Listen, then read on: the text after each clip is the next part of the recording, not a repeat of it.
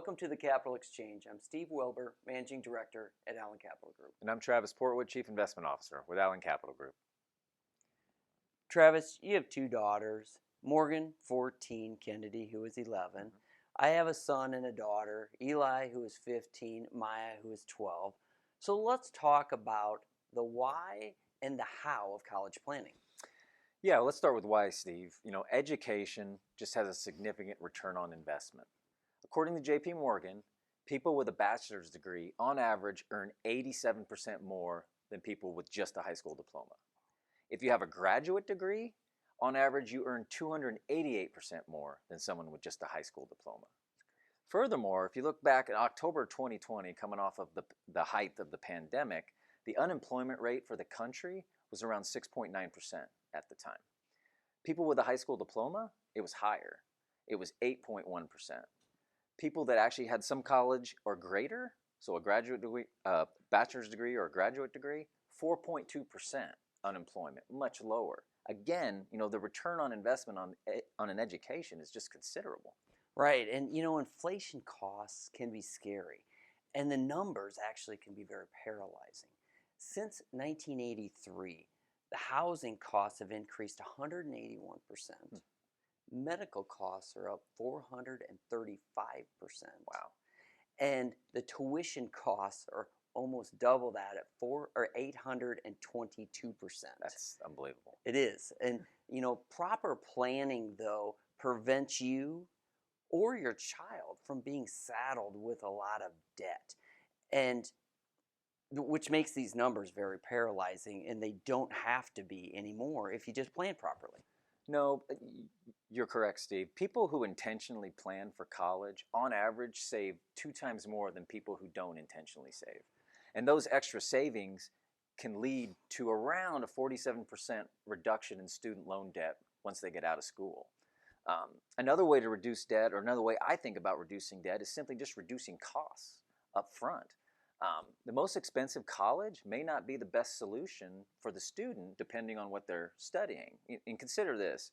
Someone born today, the projected cost of a 4-year private school education is going to be around $526,000. Oh, wow. If it's a public in-state 4-year school, the cost is projected to be around $230,000.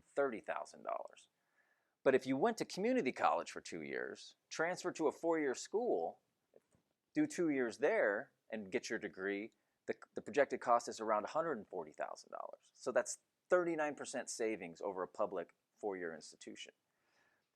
So let me ask you a question, Steve. If I go to the University of Nebraska at Lincoln for 4 years and get my bachelor's degree, what does the degree say?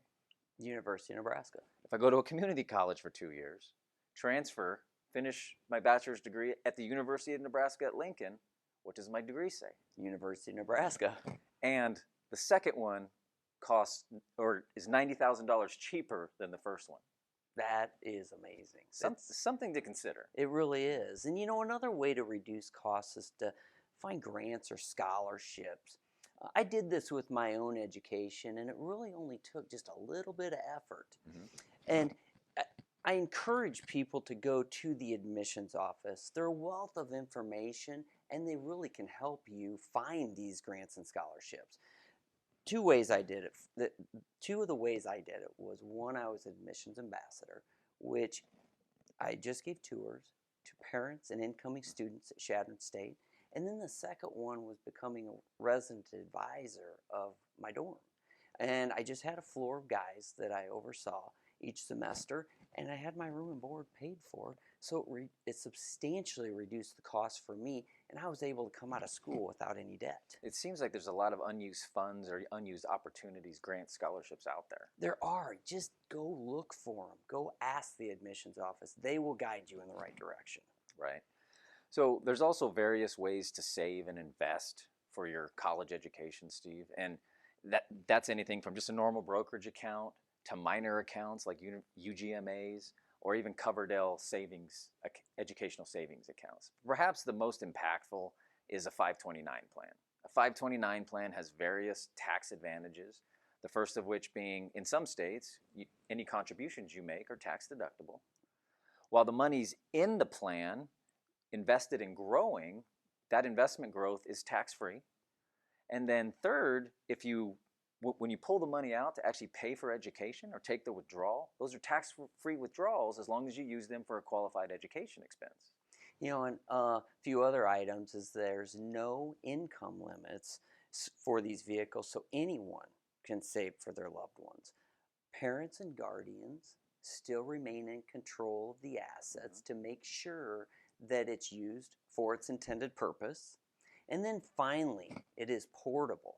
So if your loved one doesn't need the money or they don't use it all, you can actually transfer those dollars from that beneficiary over to another family member for their needs. So just to be clear, my older daughter Morgan, she goes to college, doesn't use all the money in her 529. I can then transfer or port those dollars over to use for Kennedy's education. That's absolutely right. It makes it super convenient and is still very flexible. Very flexible. That's important. Travis, this has been great. I look forward to it next week. I look forward to it as well. Thank you for watching this week's Exchange. To make sure you don't miss out on future discussions, please follow us on social media. Make sure to like and share our videos, and we'll see you next week.